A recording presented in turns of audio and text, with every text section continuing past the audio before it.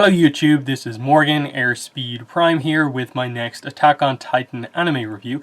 This one's going to be for Season 4, Episode 6, which is called The Warhammer Titan.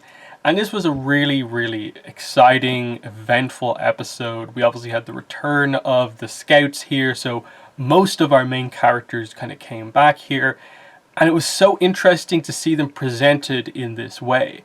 Because we've done the thing this season where we've opened up from the Marley perspective and have got to know these characters, all of a sudden, Eren and the other scouts coming in to attack them and kill them is this very complicated situation as a viewer about, like, how are you meant to feel about this? Like, we've already done the thing this season where we've seen, like, oh, the Marleyans have been the villains, but now we're seeing that they're just normal people. But some of the Marleyans are beginning to see the scouts and the people in Paradise Island are just normal people.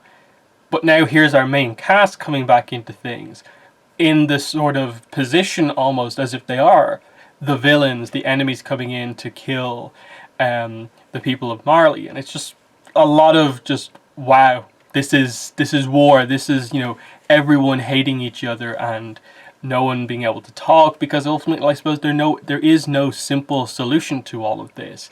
Otherwise I think you would see Eren actually having some sense of hope and not being so resigned to the fact that I suppose he just has to do this. The only way to win is to defeat all of his enemies right now, or potentially kill everyone, because again the rumbling, which they talked about in the last episode, clearly is something that he's going to activate, is my guess, or something will happen and it gets activated. So they're not going to bring that up and not actually do anything with it, given that it's a major plot point that the rumbling has been a potential thing that could happen for so long, but because of the king's vow to renounce war, it can't ever happen.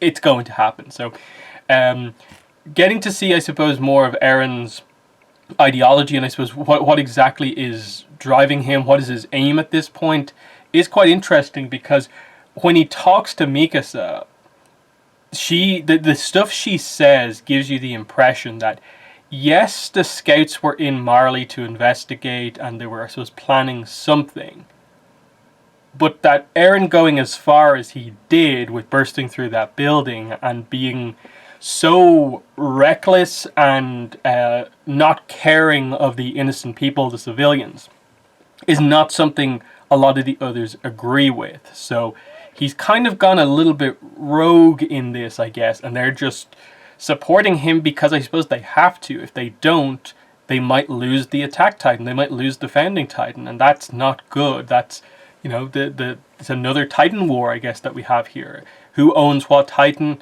is key in all of this, which is why this episode is all about Eren trying to eat the Warhammer Titan to gain that power. And we see how powerful it is, and the significance of the fact that they felt the need to try and get rid of a lot of the other Titan shifters, so that they didn't have to deal with this potentially 4-5-on-1 Titan battle. So a lot of really interesting stuff going on. But let's go back to the start of the episode. There's a lot to cover here. Eren transforms, of course. He eats Willy Tybur. Immediately it's revealed Willy Tybur is not the Warhammer Titan. It is later revealed to be, I think, his sister. Again, they introduced a lot of Tybur family members here, so it's hard to know which one's which. I think the card at the sort of like ad break part of the episode did mention that her name is Lara Tybur. So she ends up being the Warhammer Titan, and because she's sort of injured from all the rubble and so on, she just immediately straight up transforms. And we get, most of the episode is Eren as the Attack Titan versus the Warhammer Titan. The Warhammer Titan has the ability to use hardening to make weapons. And this is actually, I think, a really cool Titan power, because hardening is obviously, like, I suppose, the main, like, defensive ability of Titans, but using it to make weapons, and then, like, weapons used by a Titan seems like a really powerful thing. And when the hammer was actually used to break through Eren's, like, hardened, like, block and head at the same time, it gave you the idea of, like, yeah, make weapons for the Titans. That's the best way to do things. Like, I think we know that the cart Titan is augmented, and I suppose we're going to see the cart Titan with the full Panzer unit in full action coming up shortly, I guess. Whenever that happens, they said it's going to be 10 minutes, so I suppose that might be next episode we see that, because what's her name? Piek and Porco get out of the hole because of her Panzer unit. So we see the Jaw Titan already, and we're going to see the Cart Titan soon. Zeke as the Beast Titan is kind of up in the air what exactly he's up to, and that, like, him being escorted off, was that meant to show that, like, he is on it, or he isn't, or are they just doing something different with him? Because the other, I suppose noted character missing here in all of this is Armin. Seems like one of the only other, like, main cast members we haven't seen just yet, and he's obviously the Colossal Titan at this point. Where is he going to enter the battlefield? I was thinking when they get to the point of the episode where they're talking about, put the lights up on the top of the buildings, that maybe they were setting up some sort of a, like, drop Armin here so he can, like, bomb this area with his Colossal Titan, like, bomb explosion thing when he transforms. But they also set up a very brief scene of the commander of Marley organizing the naval fleet to come in to back them up. And I'm more guessing that Armin probably would be the best one suited to dealing with all of the ships out at sea. So I'm thinking they'll probably use him to defend against that. That seems like just, I suppose, from a management of the battle point of view, from just creating this and showing it visually, it would be wildly complicated if you had this crazy battlefield where already you have all these Titans. Now the scouts are here, plus you have the Marley soldiers, and then you're going to have the naval fleet coming in as well. How exactly do you show that? So I'm assuming Armin probably is dealing with the reinforcements from the sea that are coming in, and that's going to be the big thing. I suppose Hanji is the other character that we haven't seen quite yet. She's the current commander of the scouts, so that'll be cool to see, and maybe when we see her next, we'll get clarification on what exactly the official situation is with regards to, is this an official attack from Paradise Island or not? Because again, has Eren gone off script here? But clearly they were planning something, because, like, John was here, they had the whole thing about getting rid of the Titan shifters planned. There's a bit more going on here than just Eren doing his own thing and expecting the others to back him up. So there's that. But yeah, back to the Warhammer Titan. Really cool, just the little utilization of that power. And, like, if Eren managed to get that would be, I suppose, the ability that would suddenly turn him into a real powerhouse. He's already quite powerful now with he has the Founding Titan, but it doesn't really do much for him in battle. He has the Attack Titan, which is a pretty solid Titan overall, and then he has the Hardening ability, which is cool. But having something like that and being able to use weapons and further enhancing, I suppose, his use of hardening, that seems ideal. But obviously, the Jaws Titan gets in the way. That's when Levi arrives in to save Eren from being eaten by the Jaws Titan. But I'm assuming they'll do some sort of a thing where it'll be revealed that Eren can't actually eat the kind of hardening cocoon that Lara Tiber is in. Just because, like, the hardening thing, and then, like, the fact, like, I suppose if Eren can harden his teeth, that's the way to do it. But then, like, what makes the Jaws Titan special, I suppose, is the question. That, like, if any Titan with hardening can just make their teeth hard, then what's the significance of the Jaws Titan being called the Jaws Titan? So how's Eren actually going to be able to break that open? My guess, I guess he'll just have to get it and just pound on it with punching it with hardening or something like that to get at it. That's probably going to be revealed to be some sort of a, like, trick to all of this. That, okay, they seem to be able to get the advantage and get the Warhammer in a position to eat, but can he actually do it? Because if he was able to eat hardening, then could he not have eaten Annie in the crystal to gain that power? But again, I suppose we'll get back to Annie when we get back to Annie. Who knows what the situation is with her at the moment. But yeah, the arrival of the scouts is is definitely a huge thing. I loved how they did this in that, like, showing it from the Marley perspective, where basically none of them have ever seen maneuver gear in action, and none of them, I suppose, are particularly familiar with what the people of Paradise Island use as countermeasures against Titans. That at this point they've cleared out all the Titans, and they have control over the island, I suppose. But Marley don't really know exactly how they did that.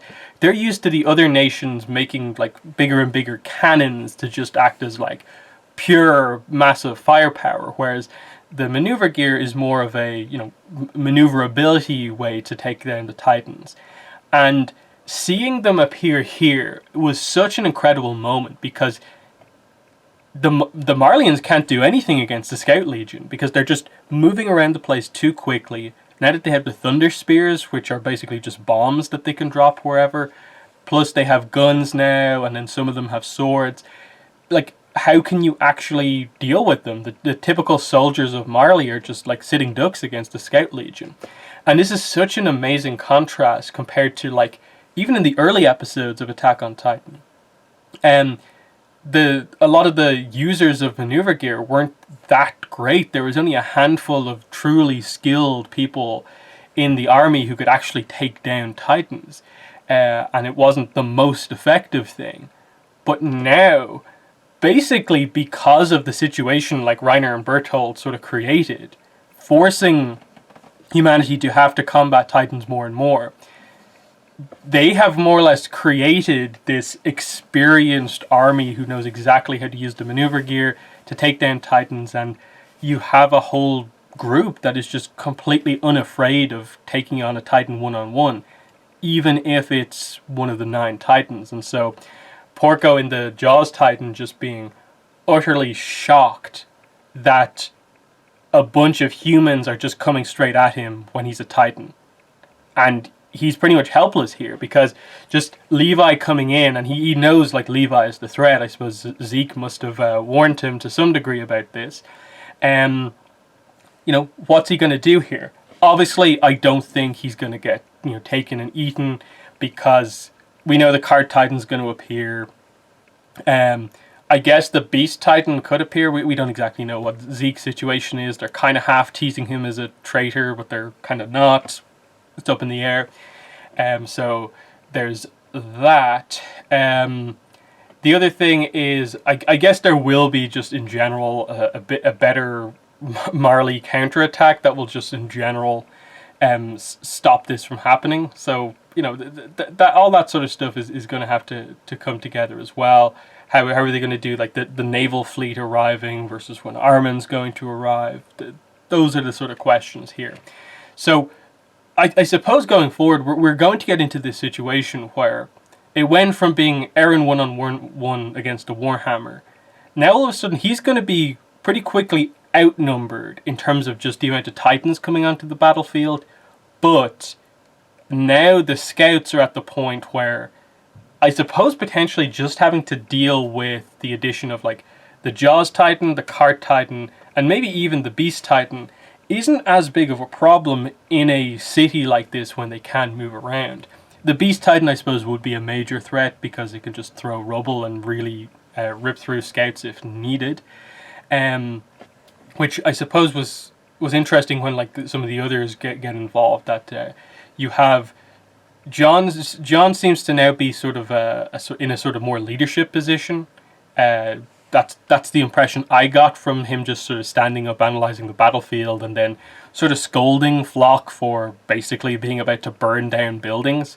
So that sort of, I suppose, fits Flock's attitude to this, of like, he really suffered quite heavily from the last Beast Titan attack and must absolutely hate their enemies. And so he seems to completely agree with Eren's newfound, willingness to do what he needs to do, and he just absolutely hates the people who hate them. So that's kind of an interesting thing to just focus on Flock for a little bit. Sasha gets a chance to show that she's become a bit of a sniper now, I suppose, not just using a bow and arrow but actually using a rifle. She kills two of the guards that kind of Gabby was sort of friendly with, and there's a bit of a stare down between the two of them, which, again, I think this was mainly just meant to frame the idea of Gabby is effectively our new Eren to a degree, and she sees this villain who's just killed people all around her, but that villain is Sasha, who is one of the more comedic characters, and you're just like, how am I meant to feel about this? Because I like Gabby, like Sasha. Look at the situation where it's created this weird dynamic where she hates Sasha and all the other Eldians from Paradise solely because of how she grew up. Sasha, of course, has dealt with the persecution from the Marleyans, which created the whole situation for the first 3 seasons, and now is in this situation. So it's really interesting to just look at the series from that perspective of just, yeah, now that it's humans fighting humans, it's a very complicated situation overall. Don't really know how I'm meant to feel about that necessarily. But yeah, Levi arriving to save Eren, cool moment. He also seems to be the only scout in this battle, at least, wearing the scout cloak, which I think is a cool thing to kind of make him stand out a little bit more, that a lot of the others who are maybe newer to the scouts are perfectly fine with just using the new equipment. But Levi, being like a scout who's been there sort of since the beginning almost, he still wears it, and like I kind of like that just to make him a little bit different. I suppose he's also the one who seems to only go in with the swords, but that fits that he's like the absolute expert with the swords, whereas like Mikasa goes in and she's got like 4 thunder spears on each arm, whereas I think Jean only has like 1 on each. It just kind of highlights that, like, okay, like a lot of these characters have done quite a bit of training, in that Connie, who is typically in the first 3 seasons presented as someone who is sort of capable but almost like loses concentration in key moments, now seems like really, really solid. And just seeing the growth, the slight character design changes as the characters are older here, it's all really, really cool. But yeah, it's mainly that sort of perspective shift of like, this is the reverse of basically the opening arc of Attack on Titan, of like the Reiner and Bertolt attack on the walls turned Eren into this, the character that he is here. And now him attacking Marley is almost turning, like, I suppose, Gabby and the like into the new Eren. And that's just a complex situation that they're in, of just like, do you particularly like overly defend Marley for what they've done? Not really, but do you justify what Eren is doing here? Also not really. Do you excuse Reiner and Bertolt for what they did? No. So it's just this case of like, wow, the situation everyone is being put in here just because of this hatred that ultimately I suppose stems from the past. And this is where I suppose I want to get into probably final talking point here, is just Eren, they very clearly put on this path now where he is, I suppose, going to be a villain going forward. I think they've already set up a lot of the seeds for this arc where clearly he is going to go so far with this. We don't even know if this was an approved attack. People within the Scouts, his friends, a lot of them are not going to agree with him. And I think he's going to end up making an enemy of pretty much everyone in his quest to do whatever it is he wants to do, whether that is just defend the people he cares about or, end the world or with the rumbling or whatever. How exactly they go about doing that is key, because the main character ends up becoming the villain kind of plot. I think it's difficult to do correctly, in that you are going to have him hated by everyone and potentially unite the factions to work against him. And is that basically going to be what the end goal of the series is? That Eren turns everyone against him, in turn uniting them, realizing that there's not as much hatred as there used to be, and he dies just knowing that he helped the world achieve peace. I don't know how I feel about that. Just because like Eren is the main character, and regardless of what direction they take him in, how much they portray him as the villain, how dark they have him go, he still is the main character that we care about, because we had 3 seasons with him where we wanted to see him, get his revenge. We wanted to see him improve and be better. And now he's gone down this different path. You have to, I suppose, by the end, do something to maybe justify this or show that there was more to this path than just killing people. It makes sense, and I think that's why it's so kind of complicated to think about, is that I like the turn of the character of, like, right at the end of season 3, just as that he's hit that moment where he's finally sort of fulfilling his potential. He's finally learned to sort of master a lot of his Titan abilities and also be a good soldier with the maneuver gear, and is working in the plans quite well. Things have gone well. Humanity is succeeding. They finally find their way to the ocean. And it's cool, but all he finds is just that, from the history that he knows, everyone across the sea hates them, purely because of their race and who they are and what they're capable of, and for stuff that happened in the past. And that, I suppose, breaks Eren, basically. Knowing that the thing he wanted to show hope, that there's something beyond just the walls.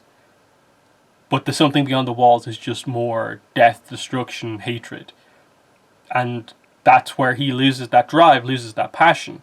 He already had to deal with the idea of, I want to kill all the Titans, but wait, I am one, and wait, every Titan we've seen, it was a human, and deal with that. Now he knows who the enemies are, but they're just people, and he understands that they are the same. But there's still this dynamic where, like I talked about with the whole Sasha Gabi situation, us knowing the Marleyans, knowing the Scouts, it's so complex and complicated.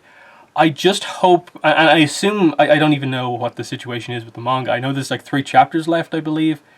And I'm guessing that this is still something that is going on in the manga, that Eren is still the villain, and it's just how, in the end, does this work out? Because it clearly, starts from here, or you could say it starts from the end of last season, this turn for Eren as a character. So how do you actually end this, I suppose? We're in this war now. This is a war, it's been declared, this is the first battle of that war. Marley versus Paradise. How does it end? We're not going to kill off all of Marley, we're not going to kill off all of Paradise. So where do we actually go? Like I said, does Eren unite everyone against him just by being the villain that is needed to have everyone work against to defeat? But then, is that the most satisfying thing for Eren as a character? I don't think so. So, to me, the way you stop the war is by stopping the hatred. And how do you stop the hatred is by stopping Titans, full stop. That if you can rid the world of the 9 Titans so that the powers don't even exist anymore, and if you can somehow stop Eldians from being able to turn into Titans, you remove why they were devils in the first place, and you fix everything. Now, how exactly do you do that? That is where you're going to have to go into more of the origin of the Titans, and just where the series sort of started from to a degree. We have a vague backstory about Ymir was the first Titan. She got the power of the Titans from what was the wording that they used on it? The source of all earth or something like that. The source of all living matter or earth. And that's where she got the power of the Titans from. It then split into 9 in the aftermath of this, and it continues on from there. I suppose the big question is, there has to be more to whatever this source of the Titan powers in the first place actually was. Obviously, they're going to have to delve into what the whole kind of time-traveling connection between all the Titan shifters is, and the fact that you can sort of see the future, and Eren Kruger talked about, save Mikasa and Armin, and what was all that sort of stuff about. But fundamentally, I suppose it does come back to, in the first place, yeah, what started all of this was her gaining the Titan powers, and then the Titan powers have become the sort of nuclear threats in the world that have created hatred from people who don't have them, because these people do have them and they're hurting us, and then the people that do have them are obviously so desperate to hold on to them that they're doing what they need to do to keep them. And that's ultimately the situation. So that's the only thing I can think of, is like this cycle of hatred that I suppose has now been started by the Titans. Do you need to stop it by getting rid of Titans? But that's just some overall speculation about sort of bigger in scope stuff. I doubt we're dealing with that until like 10 plus episodes down the line. I'm pretty sure at this point we're going to have to get like a season 4 part 2, because I think based on the number of manga chapters that there's no way we're covering them in the 16 episodes we have this season when we're already 6 episodes in. So there's going to have to be something else beyond this final season. So there are my thoughts on this episode. In the comments, let me know what your thoughts were, but that's been the video. Thanks for watching, and bye.